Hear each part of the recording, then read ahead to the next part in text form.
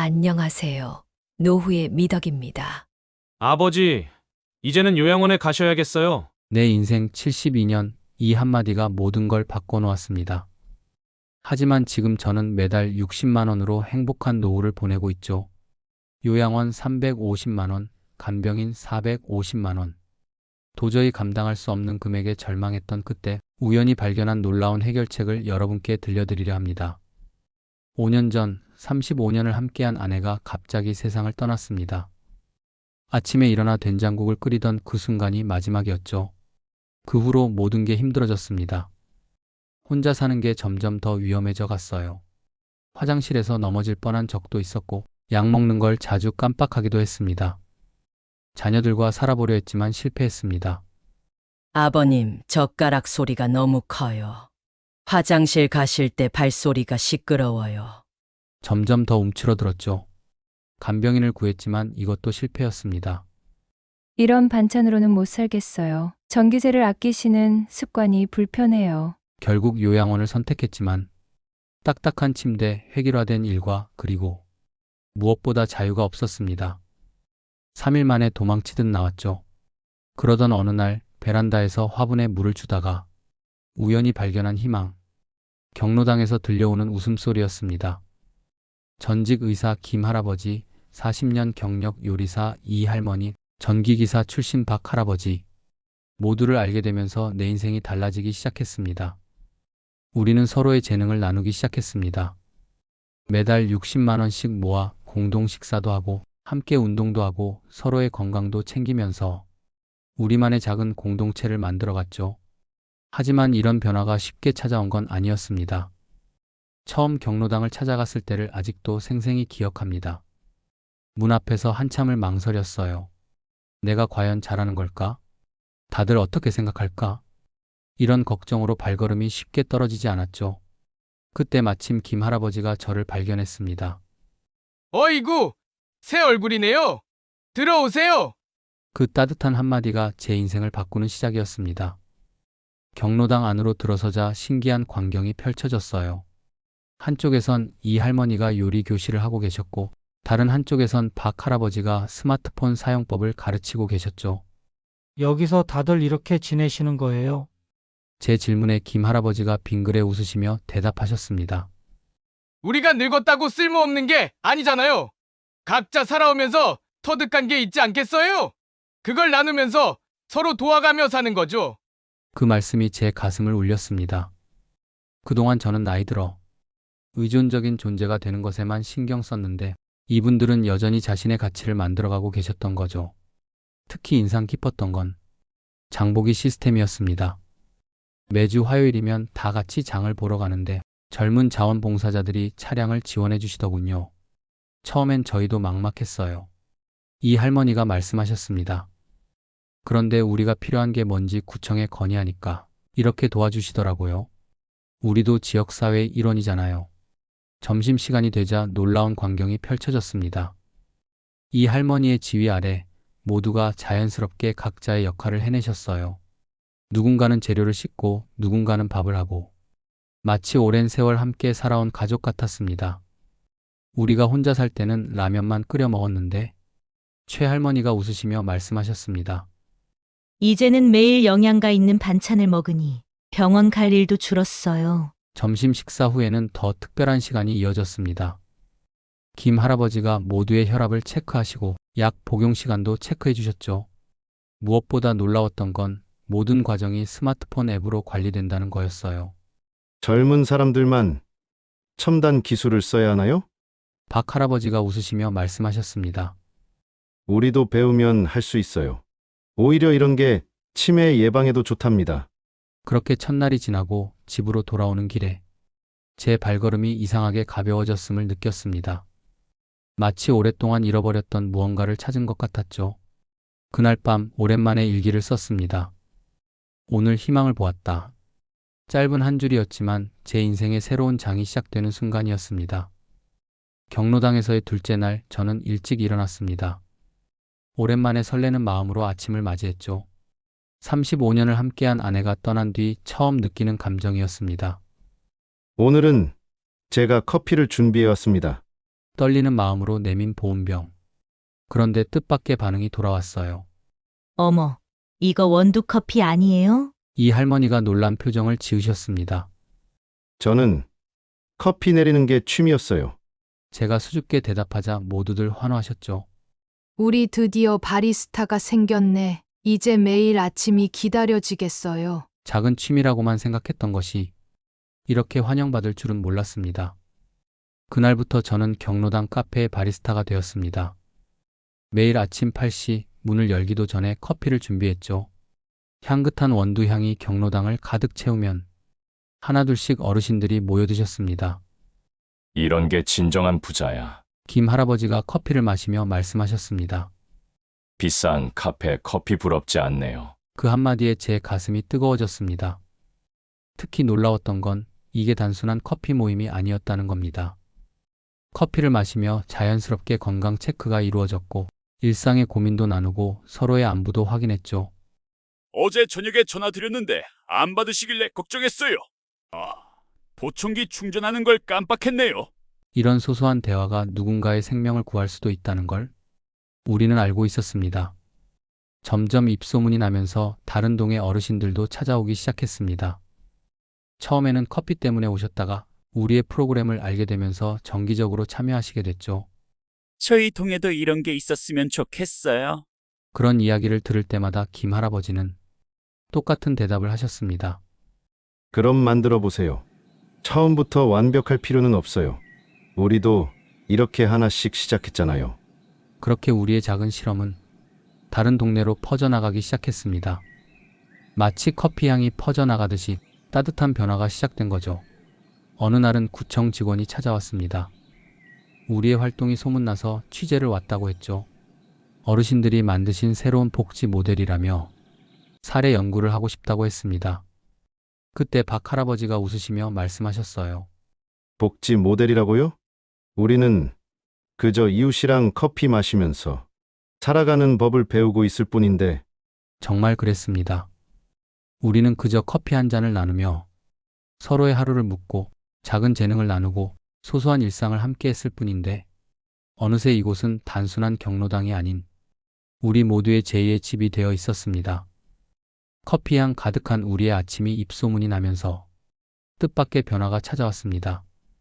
바로 우리 자녀들의 태도였죠. 아버지, 요즘 표정이 밝아지셨어요. 어느 주말 큰아들이 찾아와 말했습니다. 처음으로 요양원 이야기를 꺼냈던 그 아들이었죠. 미안해요. 그때는 그게 최선인 줄 알았는데. 아들의 눈시울이 붉어졌습니다. 저는 오히려 그 말이 고마웠습니다. 아들 나름대로 저를 위해 고민했다는 걸 알고 있었으니까요. 특히 놀라운 변화는 손주들에게서 일어났습니다. 전에는 제가 방문하면 불편해하던 아이들이 이제는 먼저 찾아옵니다. 할아버지, 여기 커피 맛있다면서요? 할아버지가 바리스타라는 게 자랑스러워요. 손주들의 환한 미소를 보며 생각했습니다. 나이 드는 게 반드시 불행한 것만은 아니구나. 더욱 특별했던 건 세대 간의 벽이 허물어지기 시작했다는 겁니다. 손주들이 스마트폰 사용법을 가르쳐주고 우리는 아이들에게 옛날 이야기를 들려주었죠. 서로가 서로에게 선생님이 되는 시간이었습니다. 할아버지, 우리 유튜브 채널 만들어 볼까요? 어느 날 손녀가 제안했습니다. 처음에는 황당했지만 곰곰이 생각해보니 좋은 아이디어였습니다. 우리의 경험이 다른 어르신들에게도 도움이 될 수 있지 않을까? 그렇게 노우이 미덕 채널이 시작되었습니다. 처음에는 서툴렀습니다. 카메라 앞에서 말하는 게 어색했고 편집은 손주들의 몫이었죠. 하지만 하나둘 구독자가 늘어나기 시작했습니다. 저희 부모님도 이런 모임을 시작하셨어요. 덕분에 새로운 희망을 발견했습니다. 댓글들을 읽을 때마다 가슴이 뭉클했습니다. 특히 감동적이었던 건 다른 지역 어르신들이 우리를 찾아오신 거였습니다. 직접 보고 배우고 싶다고. 우리의 작은 시도가 전국으로 퍼져나가기 시작한 거죠. 어르신, 저희도 할 수 있을까요? 늘 같은 대답을 합니다. 처음부터 완벽할 필요 없어요. 그저 커피 한 잔부터 시작하세요. 지금도 매일 아침 경로당 문을 열 때마다 생각합니다. 이게 단순한 커피 모임이 아닌 우리 모두의 새로운 삶의 시작이었다고. 어느덧 우리의 실버 커피 클럽이 자리 잡은 지 6개월이 지났습니다. 그동안 몇 가지 특별한 변화가 있었는데요. 오늘은 그 이야기를 들려드리려 합니다. 가장 큰 변화는 세대 통합 프로그램의 시작이었습니다. 처음에는 단순한 제안으로 시작됐어요. 할아버지, 저희 학교 친구들이 진로 체험으로 오면 안 될까요? 중학생 손녀의 질문에 김 할아버지가 눈을 반짝이셨죠. 왜 안 되겠어? 우리가 살아온 이야기가 그 아이들에게 도움이 될 수도 있지. 그렇게 시작된 인생 선배의 진로 멘토링. 처음에는 손녀 반 친구들 15명으로 시작했는데 지금은 매달 둘째 주 토요일마다 10명 이상의 학생들이 찾아옵니다. 전직 교사였던 박 할머니는 입시 상담을, 은행장 출신 최 할아버지는 경제 교육을, 간호사였던 이 할머니는 의료계 진로 상담을, 각자의 전문 분야를 나누었죠. 특히 감동적인 건 이 과정에서 어르신들의 자존감이 높아졌다는 겁니다.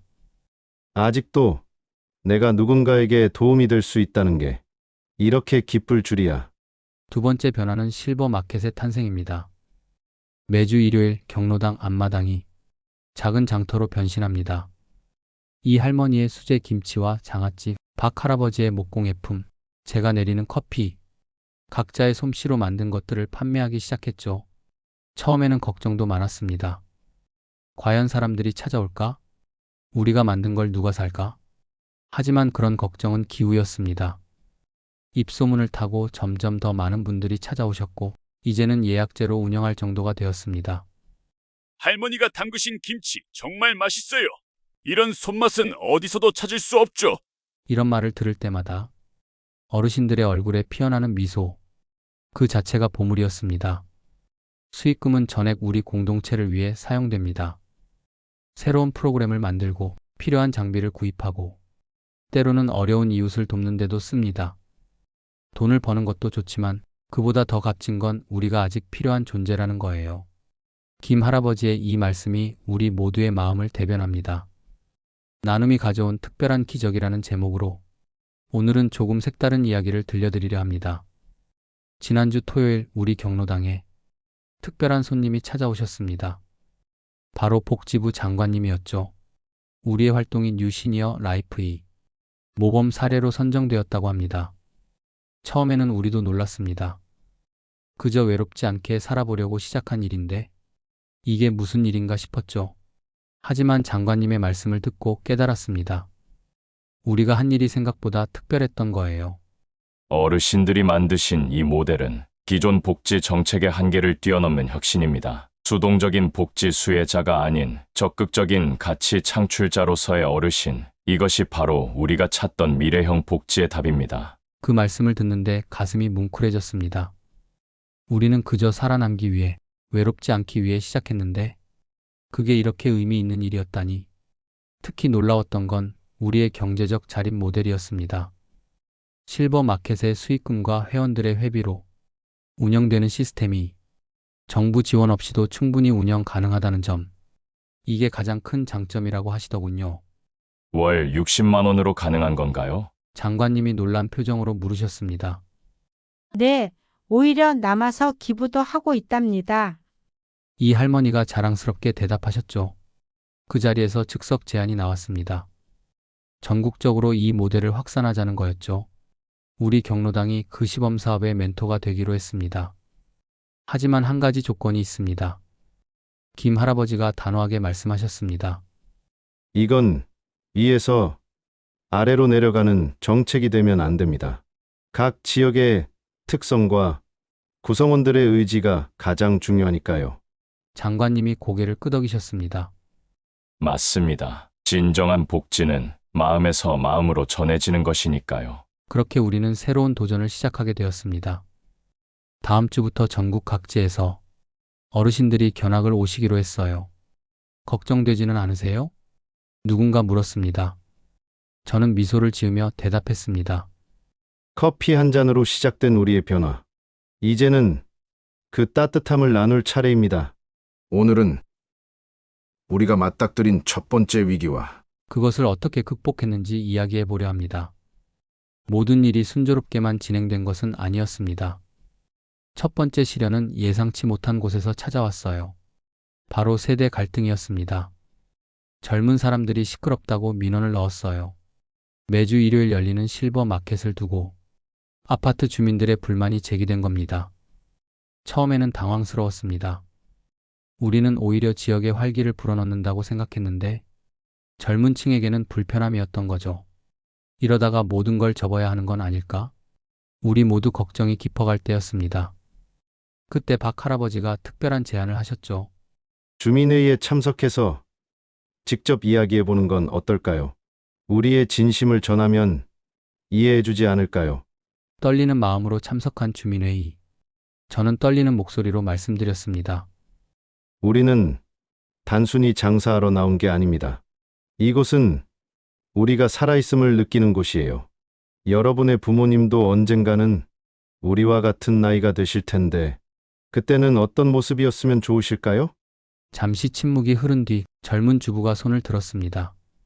죄송합니다. 저희가 몰랐네요. 오히려 이런 활동이 더 활성화되면 좋겠어요. 우리 아이들에게도 좋은 교육이 될 것 같아요. 그 말을 시작으로 분위기가 바뀌었습니다. 오히려 젊은 층에서 먼저 제안해 주셨죠. 주말 실버 마켓에 저희가 봉사자로 참여하면 어떨까요? 아이들 체험학습으로도 좋을 것 같아요. 주차 문제는 저희가 해결해 드리겠습니다. 위기가 기회로 바뀌는 순간이었습니다. 이제는 매주 일요일이 더욱 특별해졌어요. 젊은 부모들이 아이들과 함께 찾아오고 청년들은 카메라를 들고 와서 우리의 이야기를 기록합니다. 오늘은 우리가 발견한 특별한 재능에 대한 이야기, 실버 크리에이터가 되기까지의 여정을 들려드리겠습니다. 처음 유튜브를 시작했을 때만 해도 우리는 그저 우리의 이야기를 기록하고 싶었을 뿐이었습니다. 그런데 뜻밖의 일이 벌어졌죠. 어르신들 영상이 너무 재미있어요. 이렇게 센스 있는 어르신들은 처음 봤어요. 구독자들의 반응이 폭발적이었습니다. 특히 인기를 끈 건 할매할배 V의 로지 시리즈였어요. 아침에 일어나서 커피 내리는 모습부터 장보기 요리하는 과정까지 일상의 모든 순간을 담았죠. 우리가 특별한 걸 한 것도 아닌데 이 할머니가 수줍게 말씀하셨지만 사실 거기에 비밀이 있었습니다. 젊은 세대가 동경하는 슬로우 라이프를 우리는 자연스럽게 살고 있었던 거죠. 여유롭게 커피 내리고 정성껏 반찬 만들고 이웃과 도란도란 이야기 나누는 모습?